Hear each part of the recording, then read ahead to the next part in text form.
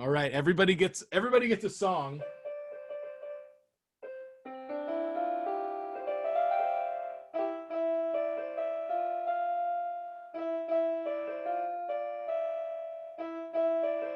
Melissa Schuman's on the show. Oh my God, I loved it. Yeah, thank you. I wrote that just for you. Floridians, thanks for tuning in to another episode of Florida Versus. Today, my guest, the lovely, talented, hardworking singer, songwriter, performer, advocate, mom, wife. The list goes on and on. Celebrity, Melissa Schuman. Woo! Oh, thanks for having me, Peter. Melissa, I'm so excited to have you on the program. Thank you so much for making the time. I really, really appreciate it. Oh my gosh, it's my pleasure. Now, Melissa, before we get into anything, I want to open it up to plugs. So what can we drive listeners to check out that you want to plug at the top of the episode here? Oh my goodness. Well, I stream actually on a platform similar to Twitch called dlive.tv. Nice. And so I actually stream right now about two days a week, which would be about like a Tuesday or Friday. I do some bad gaming because I really suck at gaming. So I let people basically laugh at me at my expense. And then I also do like trivia on Tuesdays and sometimes like a cooking stream. That sort of stuff. Yeah. And then I just recently actually just launched my look. There's my cat. I know. Cat. Well, Sorry. for anyone watching on YouTube, they'll see like anybody listening, they're not going to get this. But as you were just saying that, to completely undercut what you were saying, there was a very sweet, like very slow walking cat in the background. And in fact, it was walking so slow against the wall that I thought at first, I was like, is that like a huge mouse? It looked like it hadn't been there, where most cats kind of act like they own the place. Oh, well, you know what? Thumper, she's a Manx cat. So you probably noticed she doesn't have a tail. So wow. She's going to want to jump up on my lap soon. But anyway, sorry. No, that's fine. So dlive.tv, what's your streaming name, or how can people find your channel? Yeah, it's just dlive.tv/the Melissa Schuman. I hate the fact that it's the Melissa Schuman, but it's really the reason why that is because I forgot how to log into Melissa Schuman. So I created a second one. Well, there's only, I mean, you know what? In every other case, there's only one Melissa Schuman. Yeah. And, so wait, what kind of bad games are you playing? Are you playing like the Fall Guys? Are you playing what are you playing? Fall Guys, but I do mostly Fortnite. Oh wow. The Hot Mess Express. And I'm terrible at it. My son, he's 10. He's going to be a gamer. Oh boy. He's a sweaty kid. And, that's the thing. I don't know. Did you know that that's the thing, Peter? The sweaty kid. I know that when I play games, maybe us talking about it on the podcast will help others. But when I play games, my hands are always sweating. I can barely hold on to the controller. Yeah. Or does that just happen to your son's entire body? No. It's a legit like a bragging title that these kids have now. Like if the kids they're called sweat. No way. Maybe it's because their hands are sweaty. I don't know, but yeah, sweaty kid is actually considered to be like bragging rights. Wow, I'm a sweaty kid. Yeah. I'm pretty sure all the cute girls I went to school with referred to me as a sweaty kid, but it wasn't a good thing back then. Okay, there you go. So you're playing back then. I know. So what skins do you use, or how do you dress your character on the? Oh my God, I love it. I like anything that has to like a universe theme. Oh whoa! Like galaxy, like a galaxy. Anything that looks like a galaxy. I bought one scary skin. Oh, okay. But I like anything that looks like a galaxy. Okay. Hey, I dig that. That sounds fun. I've outside of gaming, I've seen these ads a million times. The projection of the galaxy on your ceiling. Have you seen those? Yes, my son has one. Do you like it? I love it. Does he like it? he loves it. I Okay. wish I had it in my bedroom. Yeah, But that's what I'm thinking. Oh you man, could, Peter. I could see that for you. you could. Yeah, I Yeah. could. Yeah, that'd be a good thing for me. All right. Well, fun. Well, that's exciting. My man, I'm not a big gamer, so I'll have to tune Okay. in and I'll have to tune in and see somebody do worse than me, which is kind of what it sounds like. Oh, that I guarantee you that's what you will find in me. Also, the fact that I typically drink wine while I'm playing Oh, certainly perfect. doesn't help with my aim, or finding the right button. I cannot build for the life of me. Okay. And yeah, it's just people laugh at me, and I'm okay with that. So You know what? I'm happy for you. thank you. I have, for as long as I've known you, I've been laughing, I'd say, with you, Yeah. because we met at the Groundlings, I think, and we Yep. performed in a Comedy Central stage show with our friend Ben, who makes chocolate. Yep. Ben with the chocolate. Yes. Ben's a very interesting guy, but before that, obviously people would know you from being in the mega super girl group Dream. Oh, you're Uh, kind. Too kind.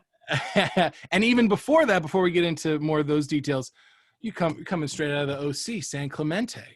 Yeah. Can So you believe it? can I believe it? Yeah, I can. Yeah, I know. I look like I would come from the OC. I know. You know what? That's interesting. I would have probably guessed that, but I just remembered that your husband was he featured in, just speaking of the OC in like Disneyland, Yeah. wasn't he featured as like a hot dad of Disney? Oh my God. How do you remember that? Yes. He Yeah. was snapped at Disneyland for, what is it, DILFs of Disneyland? The DILFs of Disneyland. I gave him so much shit for years. I would like introduce him like, this is my husband. He's a DILF of Disneyland. And they'd be like, what does that mean? And then I would happily break down that acronym. This is my trophy husband. Yes. And would that go to his head? Would he just be pushing around the stroller long after your son was over it? No, it didn't. It didn't. And he wasn't even like, our son was probably around 4 or 5. So he was no stroller. They got him walking out of whatever that water ride is with the rafts and stuff. And the ladies were like, yes. Sign me up. Yes, check the ring finger. It sounds to me like this is like he was like some type of James Bond babe. He's walking out of a soaking wet ride. He's climbing up those steps. People are taking pictures on their phones of him. Were you with him there? Like, does he have to be supervised or what? I was not there, but let me tell you, the ladies appreciated that. I probably would have spoiled the fantasy. There's his wife or his baby mama. So. Well, props to you. You nabbed a hot one. Good for you. So that's all to say that you have participated in the activities around the OC. Disneyland's down there. What for you? Growing up in Orange County, like what was that like for you as a kid, and when did you get into performing? So we moved to San Clemente. So I was born in Riverside. Okay. Like the opposite of San Clemente. Right. You want to make sure you get some street cred. Yeah, I get you. No, well, it's just that it's completely different. I don't. It's hotter than shit. It smells like shit. And there's bugs everywhere on the side. I hated that place. So we lived there up until I was about 4, and then we moved to San Clemente.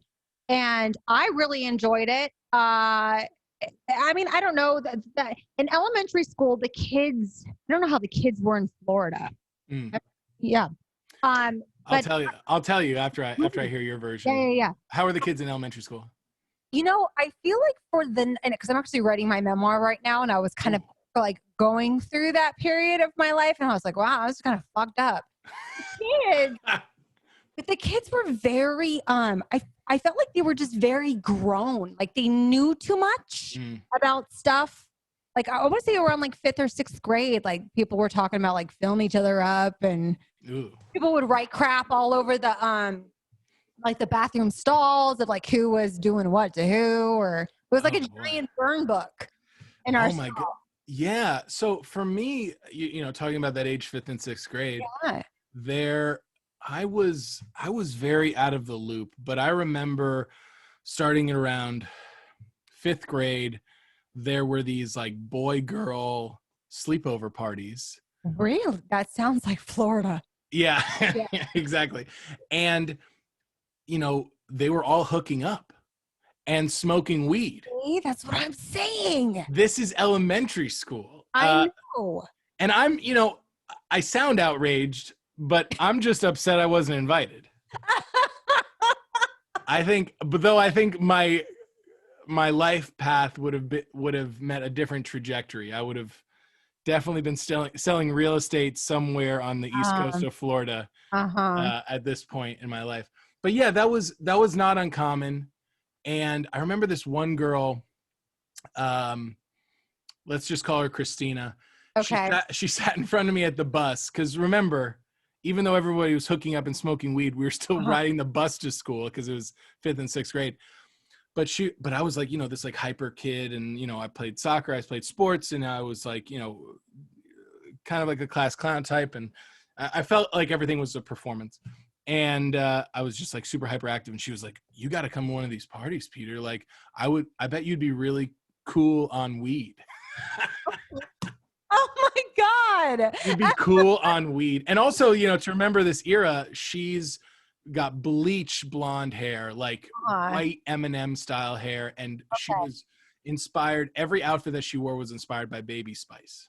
Oh, okay. Yeah, Yeah, I'm getting a real visual. that's what's happening. Yeah. And Uh-huh. and she ran with a Spice Girls crew, so they all picked their identities based on one of the course. Spice Girls. I mean, there's only 5 categories for women or girls. You're either a scary, a ginger, or a baby. Exactly. You're one of 5, and if you're not one of them, you're not a girl. So I get that. I have a story. This is messed up. It's dark. You know, I Please. have a dark sense of humor, and I think you do too. That's what I love about you. Yeah. So I have this. Okay, in the 5th grade, I don't Mhm. know if you had like boyfriend girlfriends, but you never spoke to one another in elementary school. Like we're Yeah. together, but we don't ever talk. Or maybe it was different in Florida. I relate to this too much. In fact, I can't. Okay. Yeah. Brienne Banger. Anyhow, that was her name. But Okay. yeah, go ahead. So I was, I guess, boyfriend, girlfriend with a 6th grade boy, but I never talked. We never spoke. We never, I was in my little 3 trio girl clique, and then he was in his little trio boy clique. Yeah. And one day his friend walks over to me and says, "Chris is breaking up with you." Oh, And no. I'm like, "What?" Hey. And he's like, "Because you're a carpenter's dream." A carpenter's A dream. carpenter's dream. And I was like, "What is that?" And he like walked away like he burned me bad. And I was like asking my girlfriends, I'm like, "What does that mean?" And they're like, "It means you have no boobs. You're as flat as a board." Oh no. I was in the 5th grade. Okay. Fast forward, Peter. Fast forward. I'm now in Dream. This same kid, not the kid who not the friend, Right. but the kid who was my boyfriend, actually threatened to kill me. Oh my god. What? Yes.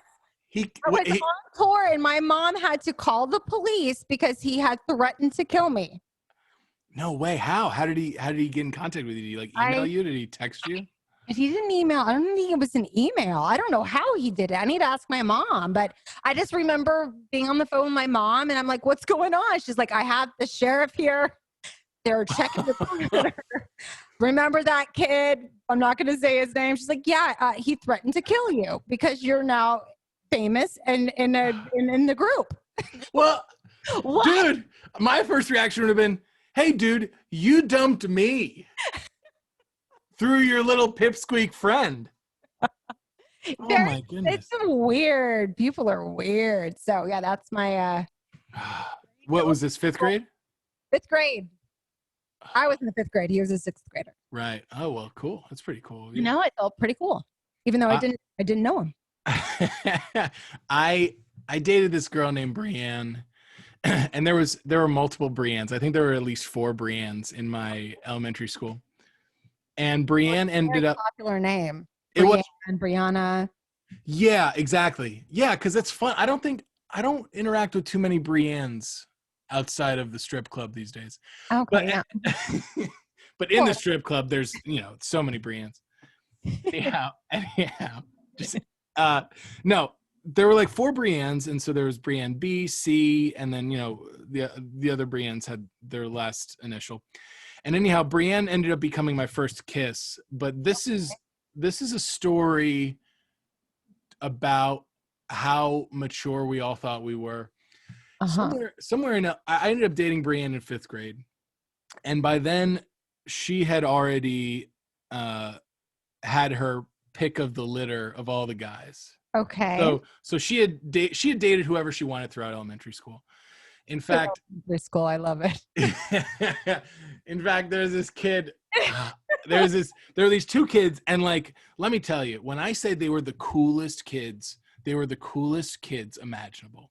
AJ Dundee and Ian Gatewood. How do you like these names?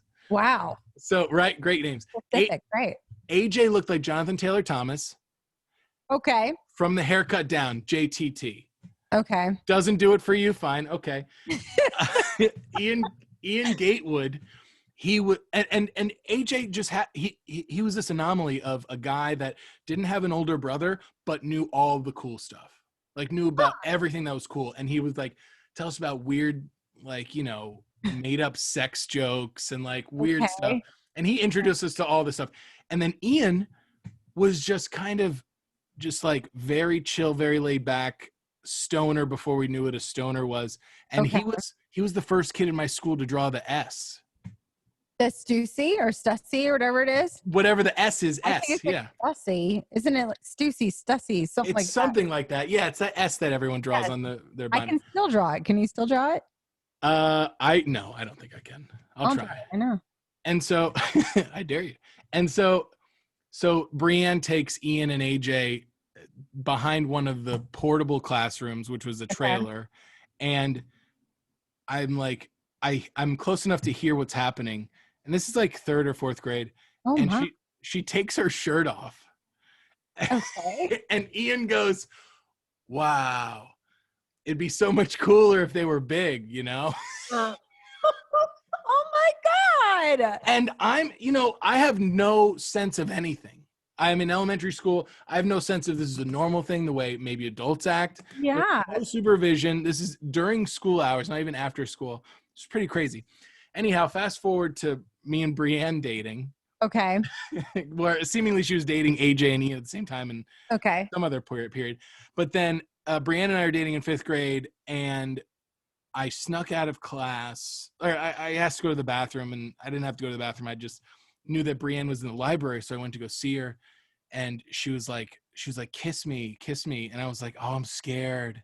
I was such a loser. Oh my God. She's like, kiss me, come on. I was like, I'm not ready. And just to give a little kiss.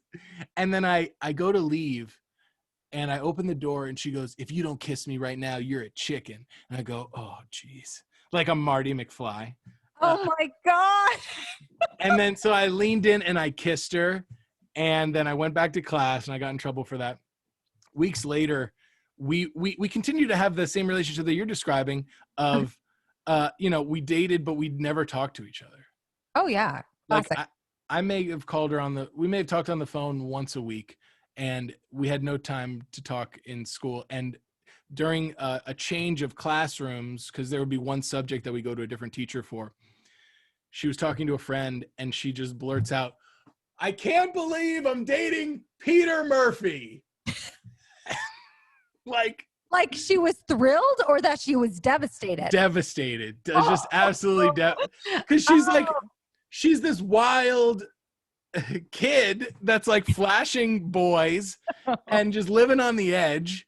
And then here I am, afraid to give her a peck on the lips. Oh my God.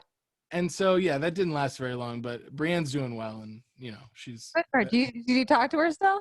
No, I just assume so. You're just on Instagram friends or anything like that? I think we're Facebook friends. Okay. She's tried to get me to join her multi-level marketing program my a few God. times. I love, which one is it? It this adds to the story. This Okay. adds to the legacy, but it's a sex toy subscription. Are you serious? I swear to God. Shut up. I That is swear so on my on life. brand for her. Good for her. I'm really happy for On brand though. Like her. the trajectory makes sense. That makes sense to me out of all the MLMs. Yeah. What MLMs are you into? Arbonne. In fact, I was just about to recruit you. Melissa, come on, dude. Get out of here. I'm serious. What is it? Arbonne? Yeah, I have no idea what that is. I'll tell you about it later. Fair. So your family goes from Riverside to San Clemente. Uh-huh. The kids are acting like adults there, much like they are in Florida. In Florida, I think I think it has something to do with being close to the equator. I could be wrong, but who knows? I have no idea. So you're in San Clemente, and you're close to Los Angeles. Is there a pipeline for performing, or are there opportunities for children to perform in San Clemente? And like, how did you get into singing and everything like that? Well, I was a nerd in school. I was not a popular girl in elementary school. I think, even though I did nab that future psycho that threatened to kill me. Right. And you got yourself a DILF, so Eventually I upgraded to a DILF. Disney DILF. A lot of psychos up until the DILF. I love it. Okay. So a lot of psychos. I bet. So I grew up loving musical theater. Right. Which didn't help my coolness in school. Yeah. I was not allowed to watch MTV. I didn't listen to the radio. I grew up listening to Annie, a little Whitney Houston, and Mariah Carey. Just a real eclectic mixed bag. Nothing like Annie and Whitney Houston. Oh my goodness, yeah. Similarities, right? But yeah, so I just had been singing specifically since as long as I could remember. And it was, when did it start? It actually started, I was a first grade. I did the talent show. Like I came home to my mom in the first grade and I was like, I want to be in the talent show. And my mom's like scared shitless. She's like, I would never do anything like that. And you're telling me I want to be in the talent show. Yeah. And that's where it kind of started. And then when I did the talent show, I guess the parents in the audience were like, Melissa can sing. Like, have you thought about getting her an agent? My mom's like, no. Melissa just always sang. I've always been very talkative. So my mom has a dark sense of humor. So she's like, she's always never shut up. Like, she's always singing or talking or something. And so that's where it kind of started. And then, so my parents' solution, I guess, to finding me an agent was putting me in a beauty pageant. Oh, wow. Young American Stars. They were really impressed that 75% of the decision was made on the talent and not the beauty. Okay. So that's where I got my first agent, Nancy Chavez. Okay. And then I started like auditioning for like commercials, like a lot of Apple. Is it called Apple Jacks? Apple Jacks? Remember Apple Jacks? Yeah, the cereal. Yeah, it was big. If you got an Apple Jacks commercial when you were 10, man, you were famous. You had made it. Apple Jacks was a national commercial. You can retire on that. Oh, yeah. It was all about that Apple Jack commercial. But even before, going to pageants or being, thinking about agents, were there places to go sing? Because most people, when they grow up and they're singing, they're doing it around the house, like you said, or they're doing it in church maybe. But like, were there places, I guess, were there schools for that sort of thing for kids your age, or was it like, you have to find a coach and it's private coaching and you could only get to perform at these pageants or get to perform at talent shows and stuff like that? Yeah, I was basically self-taught. I did eventually get a vocal coach. That's actually how I got in the group, actually. That's a whole nother story. Oh, wow. But yeah. Random. But yeah, my parents really, when I started my dad started taking me up to, because they actually made me choose, because my singing was always like really my forte. Mm-hmm. And then it was like, okay, Melissa, do you want to be like a singer and dancer, or do you want to be a singer and an actor? Like you can pick those two, because there was no place like really reputable at that time when in San Clemente, in that area, where you'd go and take a dance class. I wasn't really passionate at all about dancing, but I really liked improv. Oh, So cool. that's actually the first time I started. So I started studying with Chris Kyer, which taught all the Boy Meets World actors. Oh, wow. So that's what I would do on like Saturday mornings or whatever. My dad would drive me up to LA. That's where I kind of got my first taste of like, learning like scripts and, cold readings and improv and that sort of thing. But no, like in regards to like singing, no, it was just kind of came naturally. And then of course I had like a vocal coach, because it was through Chris Kyer that I met Michael Sarter. Ooh. Yeah. And that was like my vocal coach was Michael Sarter. Wow.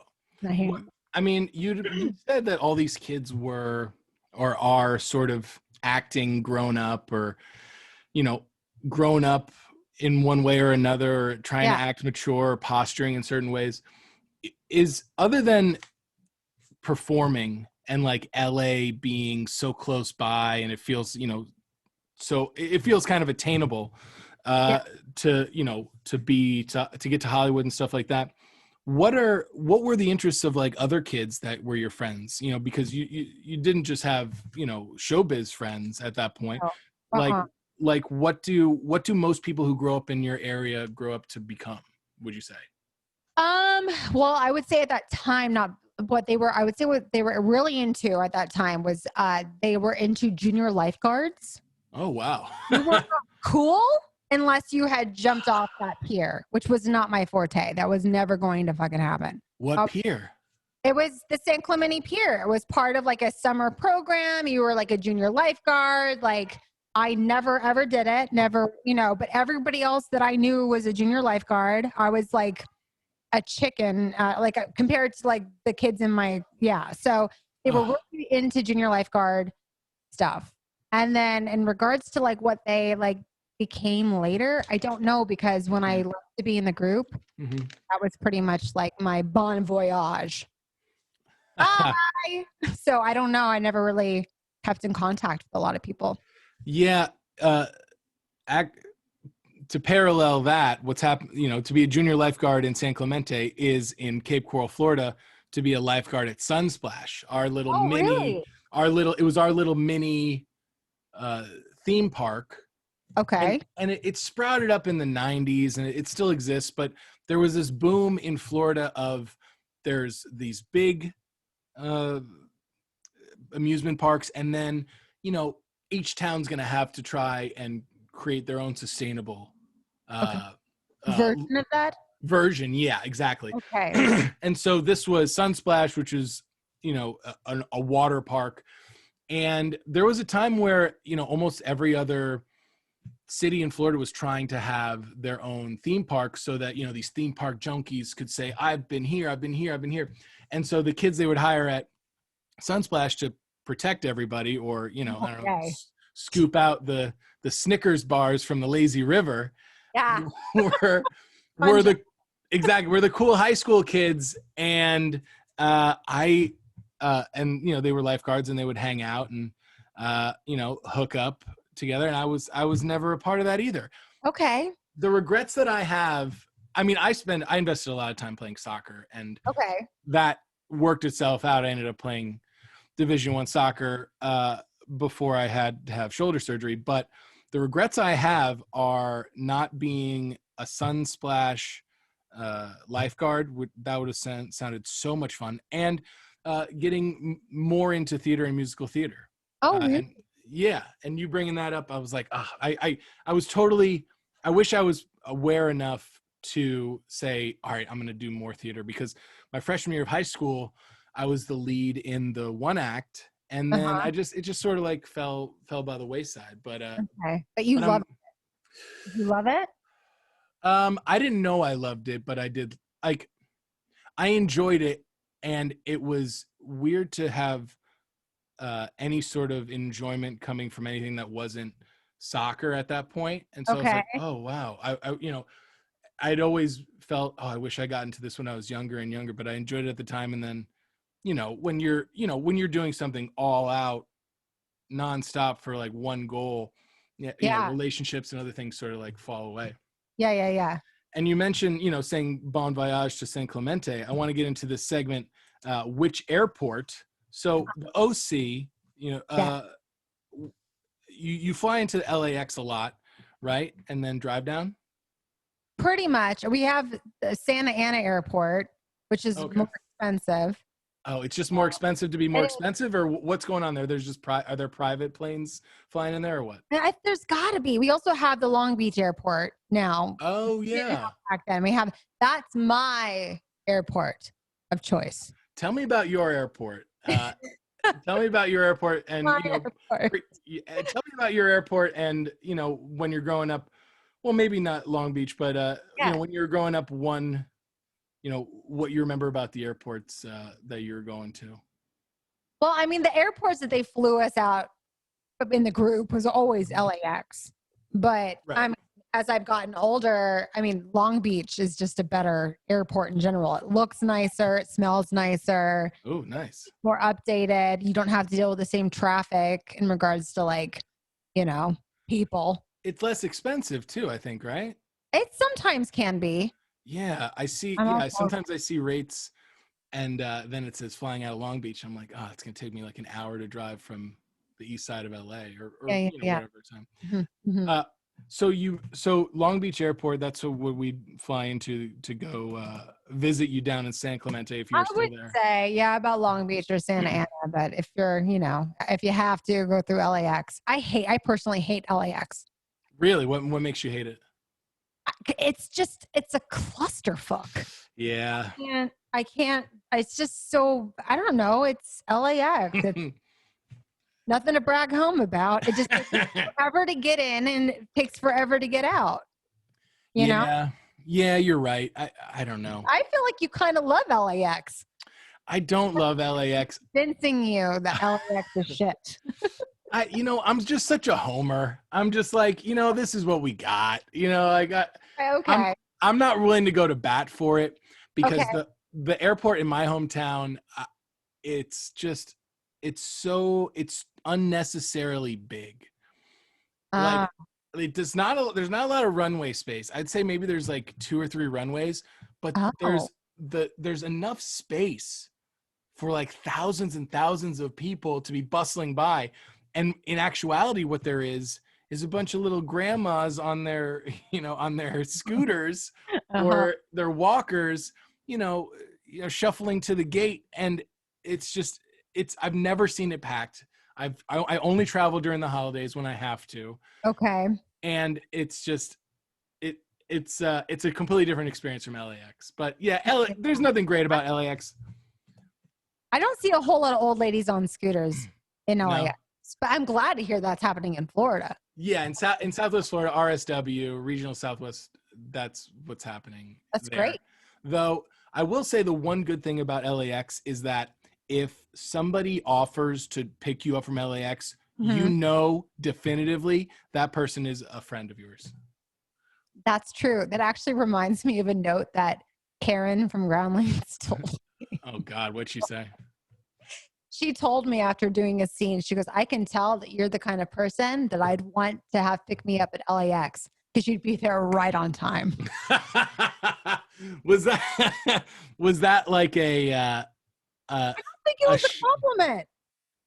But what was she trying to say? Like, oh, your timing is great, or no? I think that I was regimented. I think it was the fact that I wasn't willing. I wasn't free. It was like, I'm always trying to fix the scene or like not be the person who like, messes this, like be the character that like makes it worse. I'm always like fixing it, I guess. Let me say it so nobody else has to say it. A lot of the people at Groundlings are they really like to take up this gatekeeper persona, and they like to say these non-specific notes so that people think they're Del Close, and they're, and it's just like, get away from me. Like, just teach me the thing. There doesn't even need to be this many levels. You're just trying to squeeze more money out of us. And it's a good gig if you can get it. If it's a good job if you can get it, but it's not the type of person I want to be. So sure. Yeah. I get it. So you're flying everywhere. This is what I want to know. I want to get into the dream girl stuff. Because it's so fascinating. I mean, great. Go. Isn't it though? Like, looking back on that part of your life, do you feel like if you stumble across like a video you guys did, or you hear a song, are you like, wow, do you look at that as a different person, or are you like, wow, was I like that? Or, what do you remember about that time, and how do you see yourself now? God, that's a big loaded question. I mean, I don't, it doesn't feel like not a part of me or something. I don't know. It's a big loaded question, because there was so much stuff that happened during that time. Right. Yeah, it's, I don't even know. There's just so much. Can you bookend that period of your life? Because you guys were recently on tour as well. Yeah, in 2016. 2016. Yeah. Would you say it started at one point and it ended at one point, or did it ever really end? And like, was there a moment that marked the true end? Was that the reunion tour, or no? That's the thing, is I don't know. Like, really? I would say it's done, but I thought it was done when it was done the first time. So yeah. For me, I don't know. I have a hard time kind of like pinpointing exactly like where that still plays in my life. And I still kind of like struggle with it, because I was a teenager when I was in a group. So naturally, I'm not that same person anymore. I mean, maybe you are the same teenager, teenager. I don't know. But for me, I don't know. It's just kind of weird. It's like, I feel like what I had to learn in the group, given the dynamics of it, was I really was playing a persona in so many ways, a character. Right. Like, I don't think, and when I go back and I even see like some of the ways that I was talking or the things that I would say, and it was very, very Brittany. And, but I can't be mad at my young self for doing that, because I was just emulating what I saw. And I didn't know, like most teenagers, like, you don't really have a strong sense of self, or at least I didn't, in regards to like, who am I for the world. So yeah, like looking back on that, I kind of struggle with it. That's why I never talked about it. Like, even when we had met, like, I didn't go around saying I'm the girl from Dream. Right. Well, that's the thing. Bring it up, and then I'd be like, "Oh yeah, that's part of my past and stuff." But I don't think it's so much a part of your personality and the person you are today, which is why I ask, because anybody that was doing those things at that time, and and they're still kind of around, they're either clinging on to it, or they don't want to talk about it at all. Yeah, I guess it's true. Very rarely do you find somebody who was so popular in that pop era that is just kind of like, you guys want to talk about it? I don't care. Like they have like a strong feeling either way about it. Yeah. And I don't know. Like I think that's a good point that you say, that you were playing this character, like this like archetype, because that's kind of like what's asked of you, being in a girl group. Look at the Spice Girls. Remember, you got 5 times. All right, so there was 4 for me. So Holly was the lead singer. Couldn't take that one. Right. Diana was the dancer. Clearly, we just touched on that. I'm not the dancer. I can fake it though. Ashley was like the sporty Spice. Right. So I was like baby Spice, or like at that time, Brittany was like, we were a product. So naturally, like, I know, like network, studios, labels, it doesn't matter. They they don't like to risk. They don't like to be like, yeah, let's go out on a limb on that one. Let's fork out all this money. No, they like to be like, oh, oh, she looks like Britney. Yeah, no, I get that. But like, if there's a lane that hasn't been like I couldn't be like, oh yeah, I look like that type to you, but I'm really the opposite. That like the label, I'm so confused now. So yeah, like for me, that was my role in the group. And was that told to you that you were like what do you describe then, like the goofy one, like the funny one? Oh, it was like the Britney one. I showed off my belly button. I was the one with the bigger. Oh, ironically, the one with the bigger boobs. That's your personality. That's my personality. That's my personality, guys. Belly button and boobs. So that's all you need. I absolutely hated it.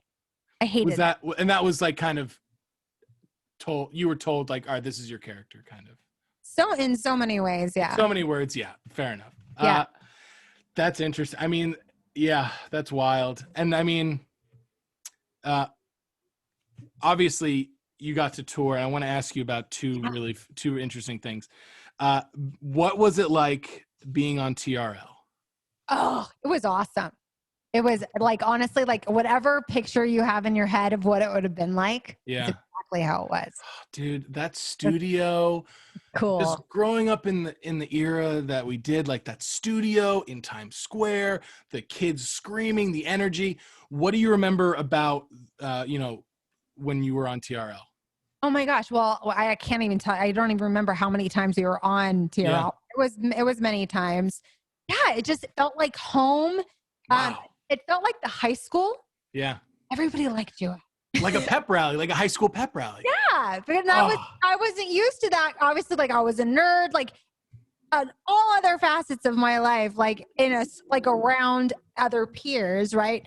They did not scream for me like that. But no. TRL, they did. And that felt really good. Oh, absolutely.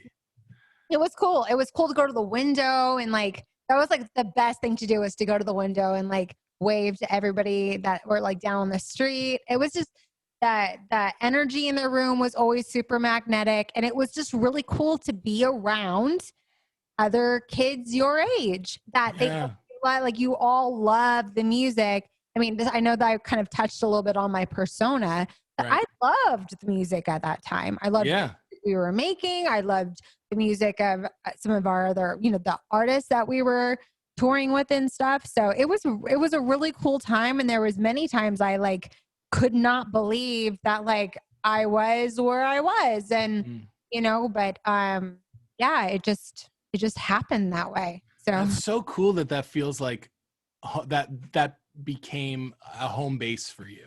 Yeah. Isn't it like, cool. And those things don't exist anymore. I know, it's sad. I hate to say this because it makes me sound so old, but there are no real churches anymore. And I don't mean that in a religious sense. I mean that in like a home base. Yeah, home base, or a place you go, or a place to tune in to find people that enjoy the same things that you like.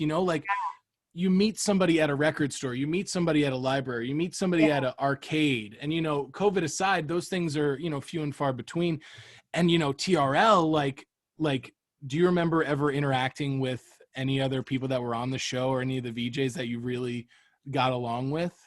Not the VJs. No, they were just off doing their own thing. Yeah. And again, we were minors. So like, there's definitely Sure. something to kind of be said about that. So like, no, I can't say, I mean, I do remember Carson though, when we did the MTV Spring Break and he was dating Tara Reid at the time.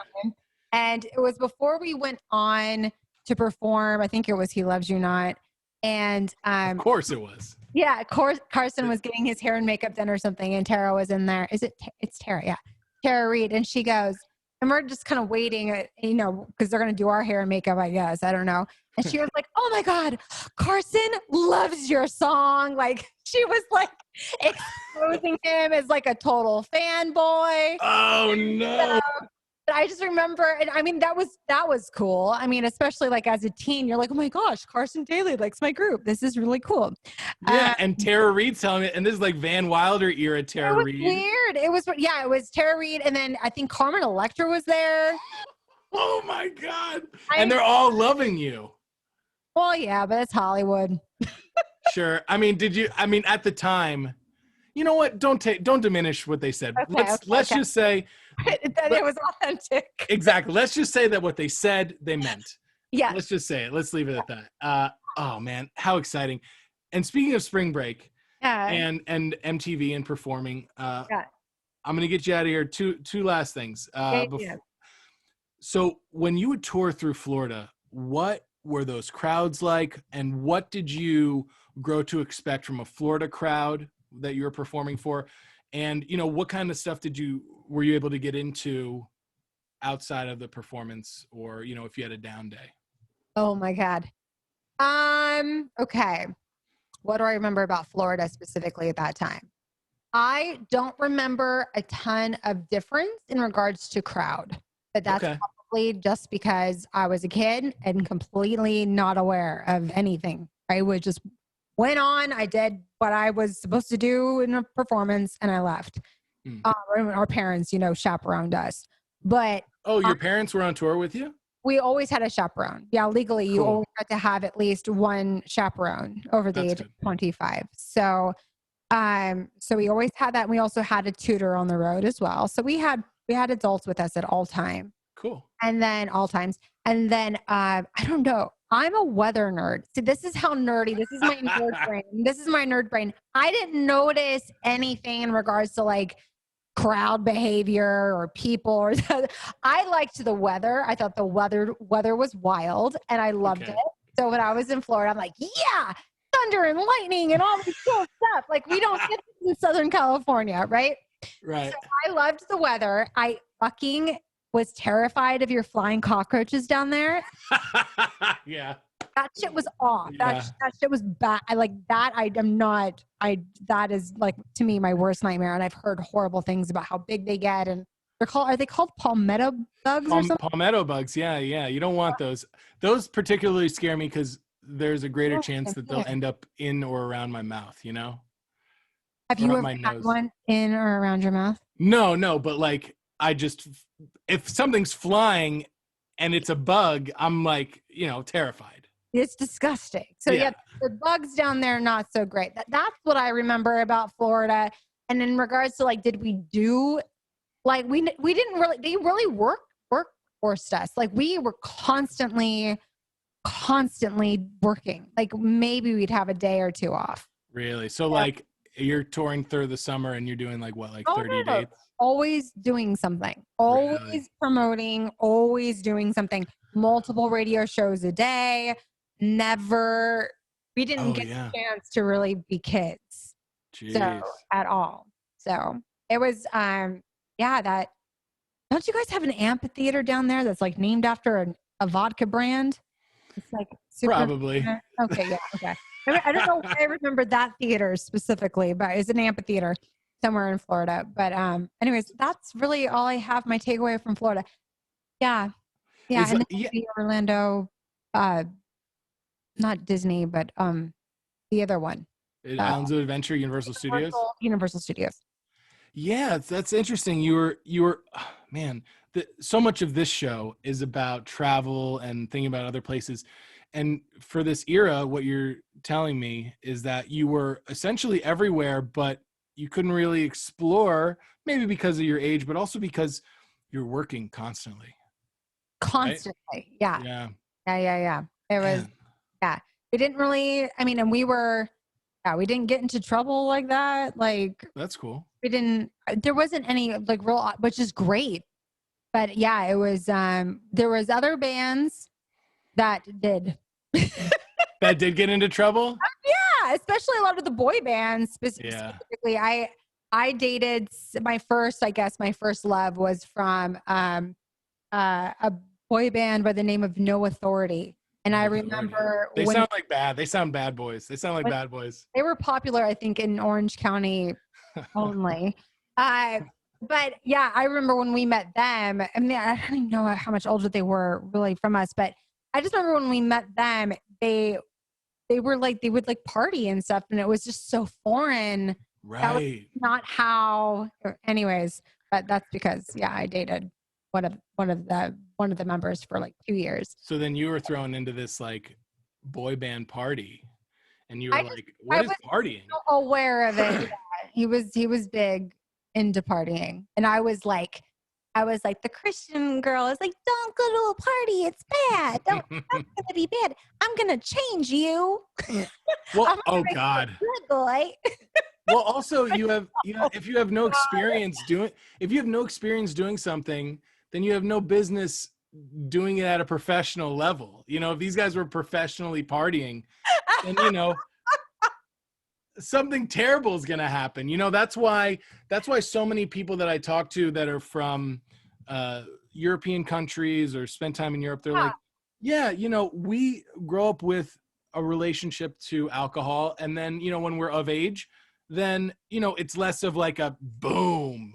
It's less Right? of like oh my gosh, I've got to go crazy. It's like, Right, oh, right, this has right. always been around. I've always been around this, and I know how to act in some regard. Whereas Florida, I didn't start drinking until I was 18, and Okay.